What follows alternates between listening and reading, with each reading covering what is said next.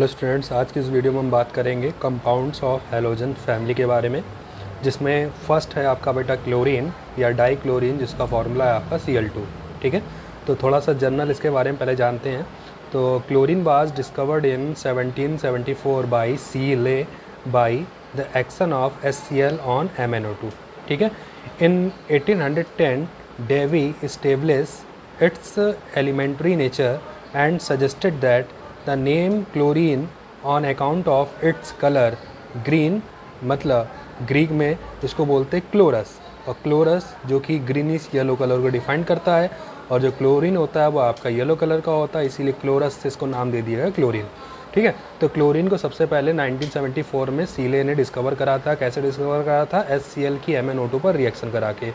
ठीक है, डेवे ने इनको 1810 में इसके एलिमेंट्री फॉर्म को देखा। ठीक है, कि जो क्लोरीन होता है Cl2 यानी Cl फॉर्म में भी पाया जाता है, एलिमेंट्री फॉर्म में भी पाया जाता है, और इसका नाम इन्होंने क्लोरीन दिया, क्योंकि जो क्लोरीन होती है उसका कलर होता है येलो। ठीक है, यानी ग्रीनिश येलो कलर की होती है, और ग्रीक में ग्रीनिश येलो कलर को हम लोग बोलते हैं क्लोरस, तो उसी को नाम क्या दे दिया गया? क्लोरीन। ठीक है, अब बात करेंगे इसके अकरेंस के बारे में। तो being reactive element chlorine is found usually in combined state as metal chloride.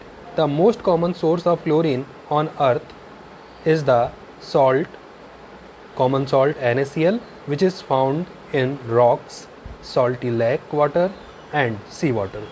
Other important mineral composed of chlorine are carnallite, formula होता है KCl MgCl2.6H2O, और सेल्वाइन यानी KCl, हॉर्न सिल्वर यानी AgCl। ठीक है, तो जो क्लोरीन होता है वो आपका रिएक्टिव होता है। जो भी चीज़ रिएक्टिव होती है वो कभी भी फ्री स्टेट में पाई नहीं जाती, वो हमेशा किसी ना किसी अदर कंपाउंड के साथ, अदर एलिमेंट के साथ कंबाइंड फॉर्म में पाई जाती है। तो क्लोरीन जो होता है वो रिएक्टिव होता है, इसलिए जो हमें नेचर में मेटल क्लोराइड के रूप में मिलता है। ठीक है, और जो क्लोरीन का कॉमन सोर्स है वो अर्थ है, और अर्थ पर प्रेजेंट जो आपका सोडियम क्लोराइड है वो है, क्योंकि सोडियम क्लोराइड, इससे आप क्लोरीन को अलग कर सकते हैं।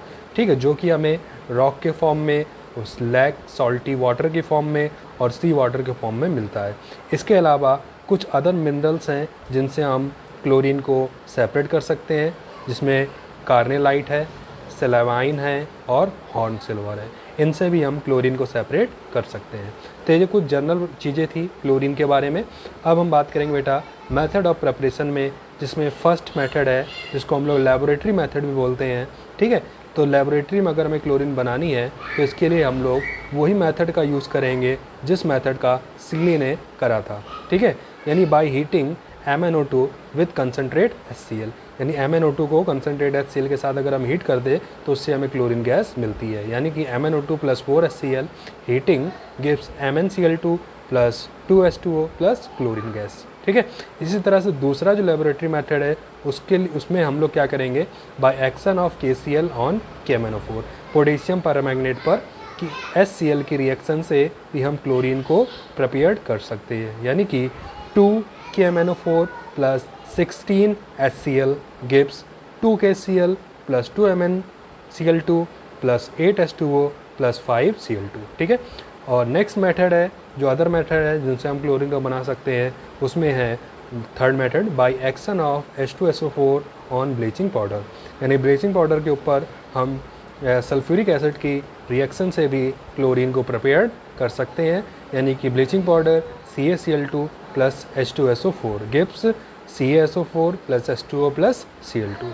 ठीक है, और फोर्थ मेथड है, इसमें हम लोग क्या करेंगे? By action of carbon dioxide on bleaching powder, यानी ब्लीचिंग पाउडर पर हम कार्बन डाइऑक्साइड की रिएक्शन से भी क्लोरीन गैस को प्रिपेयर कर सकते हैं। यानी कि CaOCl2 + CO2 gives CaCO3 + Cl2। ठीक है, तो ये मेथड थे जिनसे हम लोग क्लोरीन को लेबोरेटरी में प्रिपेयर कर सकते हैं। ठीक है, अब हमें अगर क्लोरीन लार्ज स्केल पर, इंडस्ट्रियल स्केल पर या कॉमर्शियल स्केल पर हमें क्लोरीन प्रिपेयर करनी है, तो इसके लिए कुछ यहाँ पर कॉमर्शियल मेथड है जिनको इंडस्ट्रियल मेथड भी बोल सकते हैं। इसमें फर्स्ट है बेटा इलेक्ट्रोलाइसिस। ठीक है, तो इलेक्ट्रोलाइसिस कराएंगे, किसकी कराएंगे? NaCl की, क्योंकि NaCl अर्थ पर प्रेजेंट एक कॉमन सोर्स है, किसका? क्लोरीन का। तो अगर हम NaCl की इलेक्ट्रोलाइसिस करा दें तो इनसे हमें क्या मिल जाएगी, क्लोरीन मिल जाएगी, और जो मेटल आयन है वो इससे अलग हो जाएगा। यानी कि in this method chlorine is obtained by the electrolysis of concentrated NaCl solution where chlorine is liberated at anode। ठीक है, इलेक्ट्रोलाइसिस में हम लोग क्या करेंगे, NaCl का सॉल्यूशन बनाएंगे कंसनट्रेटेड, और उसमें इलेक्ट्रिक करंट फ्लो करेंगे। इलेक्ट्रिक करंट फ्लो करने पर सबसे पहले जब सॉल्यूशन बनाएंगे तो ये आपका Na+ और Cl- में ब्रेक हो जाएगा। जो पॉजिटिव चार्ज आयन है वो नेगेटिव इलेक्ट्रोड की ओर मूव करेगा, जो कि और जो आपका क्लोरीन आयन है, नेगेटिव चार्ज आयन है, वो पॉजिटिव इलेक्ट्रोड की ओर मूव करेगा। यानी कि जो क्लोरीन है वो एनोड पे जाएगा, और एनोड पर जा कर के ये इलेक्ट्रॉन का लॉस करेगा और किस में कन्वर्ट हो जाएगा, क्लोरीन गैस में। और साथ ही जो इलेक्ट्रॉन का लॉस होगा वो आपका कैथोड में पहुंचेगा, और कैथोड यानी नेगेटिव चार्ज इलेक्ट्रोड की ओर सोडियम मूव करेगा, और सोडियम जो इलेक्ट्रॉन की रिक्वायरमेंट है वो कैथोड पर जा करके इलेक्ट्रॉन को एक्सेप्ट करके सोडियम मेटल में कन्वर्ट हो जाएगा। तो इस तरह से इलेक्ट्रोलाइसिस मेथड से हम क्लोरीन को प्रिपेयर कर सकते हैं, और इसके लिए हमें NaCl का कंसनट्रेटेड सॉल्यूशन की रिक्वायरमेंट होती है। क्लोरीन बनाने का बेटा नेक्स्ट कॉमर्शियल मेथड है जिसका नाम है डीकन्स प्रोसेस या डीकन्स मेथड। बहुत इंपॉर्टेंट मेथड है और बोर्ड एग्जाम में इससे आपका क्वेश्चन आता है, इसका फिगर भी पूछता है। पहले हम इसके मेथड को देखते हैं, बाद में इसको फिगर को समझेंगे। तो डीकन मेथड से अगर मैं क्लोरीन बनाना है तो मैं क्या करना होगा, in this process HCl gas is oxidised by the atmospheric oxygen in the presence of cupric chloride यानी CaCl2 as a catalyst at 450 degree Celsius. ठीक है, तो इसमें प्रोसेस में हम लोग क्या करते हैं, HCl गैस का ऑक्सीडेशन कराते हैं एटमॉस्फेरिक ऑक्सीजन के साथ, और जो इसमें हम लोग कैटलिस्ट का यूज़ करते हैं वो आपका CaCl2 यानी क्यूप्रिक क्लोराइड होता है। और इस प्रोसेस में जो टेम्परेचर होता है वो आपका 450 डिग्री सेल्सियस रखा जाता है। यानी कि हम लोग अगर HCl का ऑक्सीडेशन कराएं with the presence of CaCl2 catalyst at 450 degree Celsius तो इससे हमें क्लोरीन गैस मिलती है। इसके अलावा यहाँ से हमें वाटर और कुछ क्वांटिटी में हमें HCl भी मिलता है जो अनरिएक्टेड फॉर्म में बचा रह जाता है।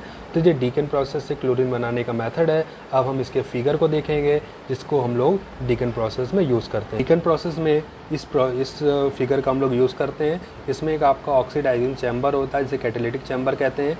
इसके अंदर CuCl2 को आपका रखा जाता है। ये आपका एक पमिक स्टोन मटेरियल होता है जिसको हम लोग CuCl2 में डुबो देते हैं, जिससे CuCl2 जो बमिंग स्टोन है वो CuCl2 को एब्जॉर्ब कर लेता है। ठीक है, उसके बाद हम इसके वन साइड से HCl और एयर यानी ऑक्सीजन को 450 डिग्री सेल्सियस पर हीट करके पास कराते हैं, जहाँ पर ये आपस में रिएक्ट करते हैं और रिएक्ट करके क्लोरीन गैस बनाते हैं। तो इस मेथड यहाँ पर हमें क्लोरीन के साथ साथ कुछ अदर मटेरियल भी मिलते हैं, यानी बाई प्रोडक्ट मिलते हैं, जिसमें आपका एक तो H2O होता है, इसको वाटर वेपर कहते हैं, और दूसरा आपका HCl होता है। तो इसको हमें इम्प्योरिटी के फॉर्म में देखते हैं और इसको यहाँ से सेपरेट करते हैं। तो यानी कि यहाँ से मिलने वाले जो प्रोडक्ट हो पहले हम इसको एक कूलर में भेजते हैं, ठीक है, जहाँ पर इसके टेम्परेचर को हम लोग लोअर करते हैं, यानी कम टेम्परेचर करते हैं, और टेम्परेचर जब लोअर हो जाता है तो इसको हम लोग एक वॉशिंग टावर में भेजते हैं। वॉशिंग टावर में भेजते हैं तो इसमें क्या होता है, ये आपका क्वार्ट्ज मटेरियल भरा होता है, जहाँ पर नीचे की ओर से आपका Cl2 और HCl और वाटर वेपर ऊपर की ओर जाती है। तो जो ऊपर से वाटर गिरता है फव्वारे के फॉर्म में, ठीक है, वो क्या करता है, HCl को एब्जॉर्ब कर लेता है, क्योंकि एसिड है, वाटर के साथ अच्छे से एब्जॉर्ब हो जाता है, जबकि अदर जो मटेरियल है वो इनके एब्जॉर्ब नहीं होते हैं। तो जब वाटर HCl कांटेक्ट में आता है तो HCl को एब्जॉर्ब कर लेता है, यानी इसको लिक्विड फॉर्म में कन्वर्ट कर देता है, और जो कि इसमें नीचे जमा होकर के जमा हो जाता है, इसको बाहर निकाल लेते हैं। इस तरह से HCl इम्प्योरिटी अलग हो जाती है। फिर उसके बाद बचा हुआ मटेरियल यानी जो Cl2 प्लस वाटर वेपर होती है उसे एक दूसरे टावर में भेजते हैं, जिसको ड्राइंग टावर बोलते हैं, क्योंकि इसकी ऊपर की साइड से कंसनट्रेट H2SO4 गिराया जाता है। वो कंसनट्रेट H2SO4 नीचे से आ रही Cl2 और H2O यानी वाटर वेपर में से उससे वाटर को अलग कर देता है, क्योंकि ये आपका डिहाइड्रेटिंग एजेंट होता है। तो वाटर अलग हो जाता है, यानी वेपर अलग हो जाती है वाटर की, और बचता क्या है, क्लोरीन, जो कि अनरिएक्टेड फॉर्म होता है और जो कि ड्राइंग टावर के ऊपर से बाहर निकाल कर अलग कर लिया जाता है। तो इस तरह से हम डीकन प्रोसेस से क्लोरीन को लार्ज स्केल पर प्रिपेयर कर सकते हैं। तो क्लोरीन बनाने का एक जो मेथड था। अब हम बढ़ते हैं अपने क्लोरीन की प्रॉपर्टीज़ की ओर, जिसको हम देखेंगे नेक्स्ट वीडियो में। इस वीडियो में इतना ही।